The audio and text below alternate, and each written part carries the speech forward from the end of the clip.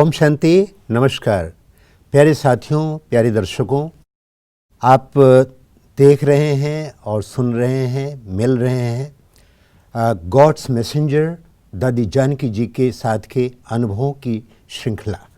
और इस श्रृंखला में आज हमारे बीच में यूरोपियन कंट्रीज़ की डायरेक्टर, या तो दीदी कहती है हमारी कि मैं डायरेक्टर नहीं हूँ, मैं सेवाधारी हूँ, दीदी सुदेश दीदी जी से हम मुलाकात कर रहे हैं। तो सबसे पहले दीदी जी का स्वागत है। दीदी बहुत बहुत स्वागत है आपका। दीदी आप आई हमारे स्टूडियो में और आपने अपना पूरा जीवन बाबा के साथ इस ईश्वरीय यज्ञ में लगा दिया। आप बड़ी सरल चित्त हैं, बड़ी मधुर भाषणी हैं और ऐसा लगता है कि दादी जी के साथ में रहे तो अच्छी आपकी फ्रिक्वेंसी लगी रही होगी, क्योंकि दादी भी ऐसी थी और दीदी भी ऐसी है। तो आप दादी के साथ रही हैं, तो हम सब जानना चाहेंगे आपसे कि आप दादी तो शुरू से देखती रही हैं, लेकिन दादी के बहुत करीब कैसे आई और वो स्थान क्या रहा, वो मौका क्या रहा, कैसे कैसे दादी के करीबी आपको मिली? दादी जानकी जी का एक क्लास जी मैं समझती हूँ 68 में जी।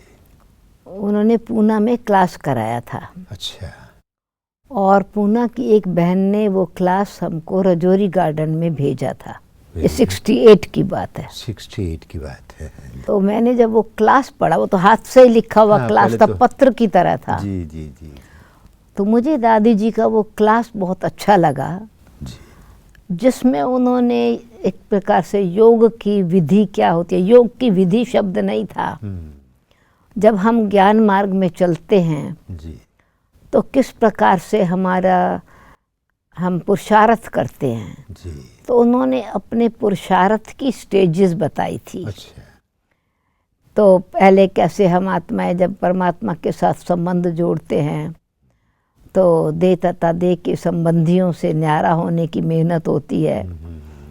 हमारा लौकिक से अलौकिक जीवन बना है, तो लौकिक शब्द क्यों हम यूज़ करते हैं? लौकिक थे परंतु अभी अलौकिक बन गए, क्योंकि अलौकिक पिता की संतान है। जी। दूसरा तथा था लोक लाज कुल की मर्यादा। तो जब हम बनते हैं परमात्मा के बच्चे, अलौकिक बनते हैं, तो तब बहुत सारी मनुष्य आत्माएं किस प्रकार से हमारे सामने दुनिया क्या कहेगी, रिश्तेदार क्या कहेंगे। तो लोक लाज और कुल की मर्यादा के कारण हमारे सामने पुरुषार्थ में विघ्न आते हैं। और तीसरा था मन तथा कर्म इंद्रियों पर हम कंट्रोल जो है जब कर लेते हैं तो फिर हमको लोक लाज कुल की मर्यादा का कुछ प्रभाव नहीं पड़ता है। तो वो क्लास मुझे अभी भी याद है, मुझे बहुत अच्छी क्लास लगी थी।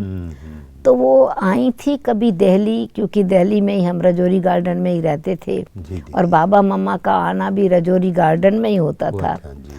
तो उनका आना शायद एक ही बार शॉर्ट टाइम के लिए हुआ था, तो पर्सनल ऐसे नहीं मिला हुआ था। तो पहला जो मेरी मुलाकात उनसे मुझे जो टच हुआ वो उनका ज्ञान, यानी कि ज्ञान की गहराई मुझे अच्छी लगी। और एक अपना यानी हम दूसरों को सिखाते हैं, पर सबसे बड़ी बात है अपने आप को सिखाना। जी जी जी। ये 68 की बात है दीदी? ये 68 की बात है, बाबा के भी अव्यक्त होने से पहले की बात है। जी जी जी जी। फिर 69 में जब बाबा अव्यक्त हुए तो एक्चुअली 68 नवंबर में साकार बाबा ने, मैं जयपुर से आई थी, तो साकार बाबा मुझे दिखा रहे थे कैंपस। उस समय एक ट्रेनिंग सेंटर बिल्ड हो रहा था। तो बाबा मेरा हाथ पकड़ करके बता रहे थे कि कुमारियाँ कहाँ रहेंगी, फिर पार्टियाँ कहाँ रहेंगी, आने वाले तो विशाल भवन बन रहा था और साथ साथ ये भी था। तो ट्रेनिंग का हमको प्रोग्राम दिया कि आपको कुमारियों की ट्रेनिंग करानी है। जी जी जी। और पक्की कुमार यानी जीवन को ट्रेनिंग का मतलब, क्योंकि बिल्डिंग बन रही थी तो इसलिए उसको ट्रेनिंग सेक्शन कहा गया। हाँ, उसको ट्रेनिंग सेक्शन कहा गया। कुमारियों की तब से ही वो नाम ट्रेनिंग सेक्शन है, क्योंकि कुमारियों की ट्रेनिंग के लिए शुरू में पहला ग्रुप कुमारियों का, वहाँ पर 21 कुमारियों का ग्रुप वहाँ रहा था।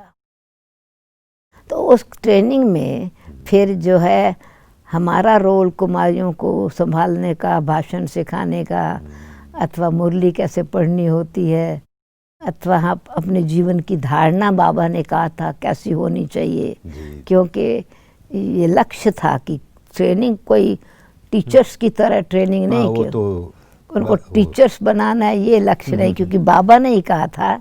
क्योंकि जब बाबा मुझे वो ले जा रहे थे, वो तो मेरे सुंदर बहुत अनुभव बाबा के साथ है, परंतु ये मैं अभी दादी जानकी के साथ अनुभव सुना रही हूँ। तो जब बाबा मुझे ले जा रहे थे दिखाने के लिए, तो जहाँ अभी उस समय बीच में एवर हेल्दी हॉस्पिटल बना था, तो वहाँ पर जब चढ़ते थे, अभी जहाँ स्टेप्स बने हुए हैं पांडव भवन में जाने के, यानी किचन में जाने के, डाइनिंग रूम में जाने के, तो वहाँ पर हिल था, छोटी सी पहाड़ी थी। तो बाबा मेरा हाथ पकड़ करके पहाड़ी पर, मैं छोटी, तो बाबा ने मेरा हाथ पकड़ करके जैसे ऊपर पहाड़ी पर चढ़ते हैं ना, क्या बात है। तो मुझे ऐसा महसूस हुआ कि मैं बाबा का हाथ नहीं महसूस कर रही हूँ, बिल्कुल सॉफ्ट जैसे रुई का हाथ, कोई ट्रांसपेरेंट हाथ है। तो मैंने ऐसे बाबा को देखा तो मुझे सारी बॉडी बाबा की लाइट की नजर आई, और मैं एकदम ऐसे जैसे स्टॉप, ये कहाँ मैं हूँ, कहाँ जा रही हूँ। तो फिर बाबा ने थोड़ा मेरा हाथ प्रेस किया और कहा चलो बच्ची। तो ऐसा मुझे बाबा ने वापस उसको जैसे अव्यक्त एक्सपीरियंस से झलक भी दिया और वापस लाए। अच्छा, और फिर क्या था कि वहाँ पर क्यों ये मैं सुना रही हूँ स्टोरी, तो वहाँ पर वो जो मिस्त्री था वो सीमेंट और रेत मिक्स कर रहा था, क्योंकि लास्ट सीन था, सीमेंट होने वाले थे वो, यानी कमरे। तो बाबा ने कहा देखो बच्ची, इस मिस्त्री को पता है रेत कितना मिक्स करना है और सीमेंट कितना मिक्स करना है, नहीं तो दीवार में दरार पड़ जाएगी। तो बाबा ने कहा बच्ची, ट्रेनिंग का मतलब है जीवन की बिल्डिंग को बनाना, कैरेक्टर बिल्डिंग। क्या बात है। देखो इसको पता है कि अगर बिल्डिंग को अच्छा स्मूथ रखना है तो सीमेंट कितना और रेत कितना होना चाहिए। हाँ, तो ऐसे मनुष्यात्मा के अपने विचार, मन मत और ईश्वरीय मत, तो मन के मत में ईश्वरीय मत को कैसे समझना है, समझाना है। तो बाबा ने चरित्र निर्माण का, ये जो बिल्डिंग कुमारियों की ट्रेनिंग है, जीवन बनाने की ट्रेनिंग है, ये बाबा ने मुझे कहा था। तो वो जब ट्रेनिंग शुरू हुई थी, तो उस समय तो जिन्होंने अपना जीवन बाबा के साथ शुरू से 1936-37 से बताया है, तो नेचुरली वो मैच्योर दादियाँ थे। तो दादी चंद्रमणि जी और दादी जानकी जी और हम साथ में थे। तो ऐसे जो ट्रेनिंग के उस समय दादी बहुत प्यार से, जैसे चंद्रमणि दादी शक्तिशाली क्लास कराती थी, और दादी जी जानकी जी को बाबा ने कहा था कि जो पालना अभी बाबा से ली है वो पालना देनी होगी। तो दादी जी का जोर गुण मूर्त कैसे बनना है, गुणों का स्वरूप कैसे जीवन में लाना है, इस तरह की क्लास कराती थी। वो बड़ी गंभीर भी होती थी, और क्योंकि बाबा का लक्ष्य यही था, हमको सर्वगुण संपन्न बनना है, तो जीवन की सुंदरता, जीवन की शोभा दिव्य गुणों की धारणा से है। तो तब से मेरा कुमारियों की ट्रेनिंग के समय से ही मेरा दादी जी के साथ संबंध जुटा। दीदी, आपको बाबा ने जिस तरह से कि कैसे ट्रेनिंग देनी है, अगर बिल्डिंग बनानी है तो उसमें गारा में, उसमें सीमेंट रेत जो है कितना कितना मिक्स करना, बड़ा अच्छा उदाहरण देकर के एक शुरुआत की, और दादी को भी देखा आपने। तो ये आपके पास तो दादी बाबा का भी खजाना और दादी का भी खजाना, बहुत ढेर सारे खजाने हैं आपके पास। तो आप क्या अनुभव करते हैं कि जो प्रारंभिक दिनों में जो चंद्रमणि दादी और दादी जी ने जो ट्रेनिंग दिया उसमें, और फिर जब आप बाबा के बाद जो ट्रेनिंग हुई, उनमें डिफरेंसेस भी देखे होंगे आपने? क्या था कि वो ट्रेनिंग 2 महीने की ट्रेनिंग थी जी, अच्छा। और उस ट्रेनिंग में 21 कुमारियां थी। वो ऑलरेडी सेवा पर रहना शुरू किया था, जयंती बहन ने तो उसी समय ही शुरू किया था। अच्छा। जयंती बहन भी उसमें थी, तो बड़ी बहनें जो आज हमारे पास हैं हाँ। वो सब उस ट्रेनिंग में थी। हम्म। पहली पहला ट्रेनिंग, पूर्व जिसको कहते पहला हैं। पूर्व जिसको कहते हैं। तो समझो बहुत सारी मेरठ की बहन थी, या तिनसुखुआ की बहन थी, या उस एरिया की बहन, पुरानी बहनें, शीला बहन, अच्छा। और मेरठ की विनोद बहन, जी। इस प्रकार की, और अपनी वेदांती बहन, जयंती बहन, जी। ये पुरानी बहनें जो थी, पुरानी जो भी पुरानी जो भी बड़ी दीदियां हैं, जी बड़ी दीदियां हैं, उनकी ट्रेनिंग थी। फर्स्ट ग्रुप, और फर्स्ट ग्रुप में नहीं तो सेकंड ग्रुप में थी, मतलब मेजॉरिटी फर्स्ट ग्रुप वाली। संभवतः उसी में दीदी आशा दीदी, वारसी हाँ, वाली, जी। शिलू बहन वगैरह भी तो ये सब आए। उसी पहला जो पहला पूर्व था। तो उस समय 2 महीने की ट्रेनिंग थी, जिसमें 7-7 दिन के लिए हर एक को कर्म योग भी करना होता था।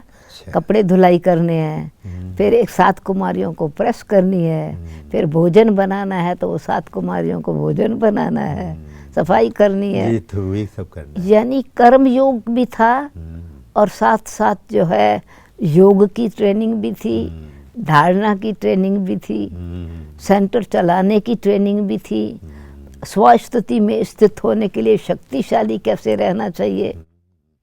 तो उस समय दादी जी को यही, जैसे अपने जीवन में सादगी है, सत्यता, स्वच्छता, सादगी का दादी जी का हमेशा शुरू से लेकर के, तो मैंने उनके जीवन में सादगी ही देखी। जी। सत्यता से भी, स्वच्छता से, सिंपल जीवन, परंतु बहुत श्रेष्ठ जीवन। दीदी, सादगी, सच्चाई, सफाई दादी का बहुत बड़ा गुण था। और हमने देखा कि उनको जीवन पर्यंत उन्होंने बताया कि कभी भी विदेश में 36 साल रहते हुए भी कभी भी बाहर का कोई चीज़ मैंने ख़रीदा नहीं, ना तो कपड़े खरीदे, न टोपी, न जूते, न चप्पल, मैं यज्ञ इसीलिए। और दादी में सरलता, इतनी सादगी थी कि कोई भी प्रकार की बनावट नहीं, मन भी साफ और तन भी जो है वो सब रहा है। और ज़्यादातर मैं देखता हूँ आपको भी, आप भी तो उन्हीं की प्रतिमूर्ति हैं।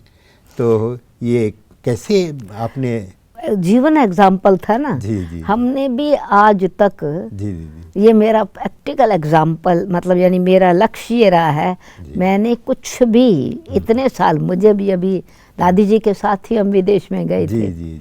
कोई भी चीज़ वहाँ से नहीं खरीदी है जो यज्ञ से मिलता है। सिर्फ एक बार एक जोड़ा जूता का खरीदा था बस। बाकी जो भी मिलता है यज्ञ से मिलता है, जो भी कोई यज्ञ में ले आता है वही हम यूज करते हैं। और अब तक हमारे, मैं तो कभी मार्केट में भी नहीं गई, और कभी वहाँ के, वो तो मुझे जैसे दादी जी भी बहुत कम कभी ऐसा किसी देखने के लिए, हंसा बहन के बाहर कभी मार्केटिंग करना, शॉपिंग करना दादी तो हमने कभी नहीं गया। अभी तक तो मुझे भी वो सुपरमार्केट का शब्द पता था, माल शब्द तो मुझे बहुत दिनों के बाद पता चला कि माल क्या होता है, मोह भी कहते हैं। एक बारी की बात है कि हम गए, कोई बहन आई थी लंदन से, तो वो उनको दिखाने के लिए हम कार में जा रहे थे, तो रास्ते में एक बड़ा स्थान था, कार शब्द था उसका। तो उन्होंने मेरे से पूछा, इतनी बड़ी बिल्डिंग क्या है यहाँ पर? मैंने कहा कार बिकती होंगी। अच्छा। तो जो बहन ड्राइव कर रही थी, तो वो कहती है कार नहीं, ये जैसे सुपरमार्केट होती है, जैसे मॉल है, इसी प्रकार से ये जर्मनी में ये मॉल मॉल है। मैं तो कभी जान मॉल बोलते हैं, मैं तो मॉल ही अभी तक समझती मॉल और मॉल क्या होता है अपने को तो कभी गई नहीं, कभी कुछ खरीदा नहीं। कोई खरीद के, यज्ञ के लिए भी चीज़ें तो चाहिए, परंतु कोई ना कोई लेकर के आते हैं। तो हम तो दादी जी का संस्कार, मतलब यही हमारे पास इसी प्रकार का रहा, जो हम कभी उस प्रकार गए नहीं, कभी ना कभी चीज़ कोई खरीदी। यज्ञ के लिए ऑर्डर मिला, सैंपल आया, वो तो साकार बाबा भी कभी कहते थे, बच्चे कैटलॉग भेजो, और फिर बाबा को कैटलॉग दिखाने के बाद फिर जो बाबा ऑर्डर करते थे फिर वो भेज देते थे, क्योंकि जयपुर में बाबा ने हमको सेवा के लिए रखा था। दीदी, आपकी मुलाकात दादी जानकी जी से राजौरी गार्डन में पहले हुई। हाँ, वो भी मुझे, वो बहुत, वो पत्र से जो मुलाकात हुई, वो मुझे इतनी क्लियर याद नहीं है हाँ, कि जी, वो रजौरी गार्डन में पास हो रही होंगी वहाँ जी, से जी। जाने के लिए अमृतसर या कहाँ पर मुझे। अच्छा, बस तो वो भी पत्र थोड़े पल के लिए कुछ देखा होगा हाँ आपने बस मुलाकात। हाँ। हाँ, और कब फिर दादी जी के साथ आपका तो ये पहली मुलाकात तो मधुबन में ही ट्रेनिंग के अच्छा, लिए अच्छा, हुई। अच्छा। और फिर तो हर बारी बाबा के समय होता ही था, हम्म, जब भी बाबा का प्रोग्राम होता था। फिर उसके बाद तो ट्रेनिंग चलती रही है ना। और मेन बात बाबा के मिलन का, तब तो बाबा बाबा के अव्यक्त होने के बाद फिर तो दादी जी का भी बीच बीच में ज़्यादा समय मधुबन में ही रहने का रहा। और हमको भी फिर मधुबन में समय प्रति समय थोड़ा ज़्यादा समय रहना होता था दिल्ली से जी, आते। जी, जी।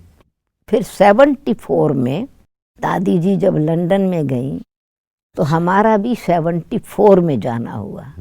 साथ में जो हम रहे हैं दादी जी के, या तो थोड़ा समय ट्रेनिंग के समय जी। या फिर बाबा के प्रोग्राम्स के समय मधुबन में। उस समय बाबा लंबे समय अव्यक्त बाबा जी, जी। ऐसे ज़्यादा प्रोग्राम चलता हाँ, था। ज़्यादा हर तीसरे चौथे दिन। हर तीसरे चौथे दिन हाँ, आते थे, तो हम उस बाबा समय जी। रहते ही थे। तो दीदी आप दिल्ली से अप डाउन करते थे? जी हाँ। और तो फिर वैसे भी कुछ कुछ लंबा समय रह जाते थे, रह जाते ऐसे थे नहीं बीच में, जैसे कि आवश्यकता आने होती और थी। जाओ। तो फिर इस प्रकार से, क्योंकि ट्रेनिंग लगातार चलती रहती थी, इस प्रकार से। और क्लासेस भी तब तक शुरू हो गए थे आने वाले के। ये पहले तो क्लास का सिस्टम नहीं था। जी, जी। बाबा के अव्यक्त होने के बाद फिर पार्टीज का आना शुरू हुआ, तो उनके साथ भी इस प्रकार का अलग से क्लास होने का सिस्टम रहा बाबा के बाद। फिर जब हम विदेश में 74 में गए तो दादी जी के साथ उस समय हमारा रहना हुआ। और दिल्ली में कुंभ मेला चल रहा था, तो मैं कुछ महीना बाद में गई। जी। दादी जी 5-6 महीना पहले गई थी हमसे। अच्छा। तो जब मैं गई लंदन में, तो उस समय एग्जीबिशन चल रही थी अच्छा, अच्छा। लंदन में। जी, जी, जी। एग्जीबिशन रखी थी एक किसी हॉल में। तो दादी जी खुद ही हम लोगों के साथ जी। एग्जीबिशन में जाती थी ओके। और सामने बैठते, तो ऐसा लगता था जैसे कि वो एक वाइब्रेशंस तैयार कर रही हैं, ऐसा वाइब्रेशंस फैला रही हैं। जो भी आते थे तो उनको आते ही ज्ञान का समझानी तो मिले ही मिले। हाँ, लेकिन पहले जो बाबा वृत्ति से वायुमंडल बनाने के लिए हाँ, बात कहते हैं, तो वो दादी धरनी तैयार करती वो थी। धरनी तैयार करती थी दादी जी। और एक ये विशेषता देखी, जब भी कोई प्रोग्राम होता था, बेशक लेक्चर चाहे जयंती बहन को करना है या कोई प्रोग्राम हमको मेडिटेशन का कराने के लिए जाना है, तो दादी जी साथ में जाती थी। दादी के साथ आप 74 में जब विदेश में आई, तो किस तरह से आपका उनके साथ मिलकर के कारोबार कैसे रहा? तो ये एक बहुत सीखने को मिलता था जी।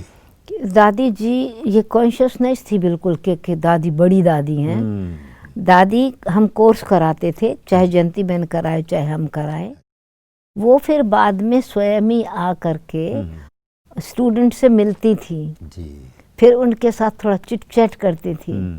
ऐसे धीरे धीरे उन्होंने शाम का संगठन का क्लास शुरू किया। अच्छा। क्योंकि बाबा का कार्य शुरू करना है, वायुमंडल को बहुत शुद्ध बना करके रखना है, तो बिल्कुल नियम से अमृत वेला करना है, भोग खाना बनाना है बाबा की याद में। किस प्रकार से खुद भी किचन में आकर के बनाने का उनको शौक भी था और बनाते भी जरूर थी। फिर दोपहर को 11 बजे वो नोट्स पढ़ के सुनाती थी। यानी आपस में बाहर की सर्विस तब तक नहीं थी लंदन में, सिर्फ घर में ही हम जो रहते थे उनके साथ किस प्रकार से ज्ञान का वार्तालाप ही रहे, ज्ञान का एटमॉस्फेयर रहे। तो रजनी बहन, जो जयंती बहन की मदर, वो अबाउट 11 बजे करीब आती थी और दादी जी नोट्स पढ़ती थी, जो मधुबन से शांतामणि दादी रोज नोट्स लिखती थी। और वो पोस्ट से नोट्स हमारे पास आते थे, सिंधी में नोट्स होते थे। तो दादी जी रोज वो 11 बजे नोट्स, रोज की पोस्ट होती थी। रोज की पोस्ट। अच्छा, यहाँ का समाचार, यहाँ एक्टिविटी क्या चल रही है। ऐसा संबंध दादी जी ने, दादी जी और दीदी जी से और मधुबन से रखा जैसे कि गए नहीं है, साथ में है। बिल्कुल, यहाँ से फीलिंग बराबर। यहाँ की फीलिंग बराबर। टेलीफोन पर भी बीच बीच में वार्तालाप होती थी, तो हमको भी ऐसे लगता था कि हम मधुबन से दूर नहीं, क्योंकि 4 साल तक जब तक वहाँ का रेजिडेंट वीज़ा नहीं मिला, जी जी जी, तब तक वहीं पर दादी जी थी और हम भी वहीं थे। उस समय तो कारें भी इतनी नहीं थी, एक कार ही किसी स्टूडेंट की थी, जी, फिर जी, बाबा की भी अपनी कार हुई, तो बस में ही कहीं आना जाना होता था। तो दादी जी बिना संकोच के बस में बैठ जाती थी। बस है या कार ट्रेन है। फिर धीरे धीरे तो कार में जाना शुरू हुआ, परंतु बहुत इजी नेचर की, तो सिंप्लिसिटी में त्याग की भावना भी किस प्रकार से, और संगठन में क्या हमने देखा कि आपस में हम किस प्रकार से ज्ञान चर्चा करें। रोज का नियम था कि दोपहर का भोजन जो है, भोग इकट्ठा लगाना है, टेबल पर ही बैठते थे हम, यानी टेबल डाइनिंग टेबल के आसपास बैठे सभी जी। बाबा को भोग लगाया, फिर भोजन सबको इकट्ठा ही खाना है। ज्ञान चर्चा भी पहले इकट्ठी हुई, पहले आत्मा के लिए भोजन, सवेरे की मुरली और योग तो था ही था। और उस समय दादी जी कहती थी, कोई स्टूडेंट्स नहीं थे, तो कहती थी योग कराओ। अभी 2 स्टूडेंट बैठे हैं, किनको योग कराएं? योग कराना पर योग कराओ तो एक दूसरे को, तो 2 बैठे हैं तो कोई बात नहीं। योग तो हमको तो उस समय क्योंकि योग कराना है, तो ये कभी संकल्प नहीं आता था कि खाली क्लास है, नहीं। एक्चुअली वो कारपेट था फ्लावर्स वाला। अच्छा अच्छा अच्छा। तो हमको यही होता था कि ये जो कारपेट के फ्लावर्स हैं, अच्छा, ये लिविंग फ्लावर्स हैं और हम योग लगा रहे हैं, ये सब प्रकट हो जाएंगे, प्रकट हो गए हैं। भगवान खूब फूलों का बगीचा अपने आप तैयार कर लेगा। जी जी। तो दादी जी का उत्साह, उमंग और प्रेरणा, और हमको ये शुभ संकल्प अपने आप ही, तो इसी प्रकार से योग कराते थे जैसे कि बहुत लोगों को योग करा रहे हैं, क्योंकि दिल्ली में तो बहुत बड़ा क्लास था। तो दीदी, जब आप शुरू में दादी के साथ में थी, तो कितनी संख्या आपकी होती थी? जैसे आप हैं, जयंती बहन भी आपके साथ में थी, और 3-4 बहनें हैं बस। 3-4 बहनें हाँ, थी। दादी जी, हम, और उस समय लता बहन सूरत की थी। अच्छा, सूरत वो भी की। थोड़ा समय वहाँ आकर के रही थी। और रजनी बहन, रजनी बहन भी थी। जयंती बहन, माई सेल्फ, दादी जी और रजनी बहन और लता बहन, और कभी कोई ना कोई समझो आ जाते थे पुराने स्टूडेंट्स जो हैं, जी जी, जो भारत के हैं, विदेशों में हैं, विदेशों में निमंत्रण दिया होगा, जिससे यज्ञ, और यज्ञ से बहुत गहरा, क्या दादी जी की विशेषता, यज्ञ से इतना नजदीक का संबंध। कुछ भी अगर हो रहा है तो पहले यज्ञ हो। फिर दादी ने कभी कभी बताया कि हम जो है 5% अपने तरफ, और लक्ष्य होता था कि यज्ञ की तरफ जाना चाहिए। जरूर परसेंटेज दा। जब तक मधुबन ऐसा भी था, जब बेशक वहाँ पर भी मकान बन रहा था, पर यहाँ पर भी यज्ञ में ज्ञान सरोवर बन रहा था, फिर या ये मनमोहिनी कॉम्प्लेक्स बना। जी जी। तो यही था कि पहले यज्ञ और फिर हम यहाँ पर ध्यान देंगे। तो ये इस प्रकार का गहरा स्टूडेंट्स के कर्म का सूक्ष्म संबंध, तन का संबंध, तभी ऑटोमेटिकली मन, जहाँ धन है वहाँ मन ऑटोमेटिकली जुट जाता है। तो विदेशियों का परमात्मा के यज्ञ के साथ संबंध जुड़वाना और उनके अंदर प्रेरणा देना। तो दादी जी ने, जो विदेशी थे उनको भी, होते तो 4-5 ही थे, जी जी, पर 4-5 को भी इतना अच्छी तरह से ध्यान देना। हम कोर्स कराते थे, वो फोर्स भरती थी। कोर्स कराते तो ये प्रैक्टिकल में फिर उनके घरों में उनको सिखाया कि भोग जरूर लगाना है। योग एक कॉर्नर घर में बनाओ जिसमें योग करो, तो वो एटमॉस्फेयर ऐसा बन जावे। तो नेचुरली जब योग का एटमॉस्फेयर घर में बना, खान पान भी शुद्ध चाहिए, होने लगा, कोई आए तो भी इसी प्रकार का वातावरण रहे। और फिर दादी जाती थी जरूर, ये नहीं कि बुलावा होवे तो जाए, ऐसे ही प्रोग्राम देती थी, आज मैं आऊंगी, और हम भी साथ में जाएंगे, चलते थे जरूर।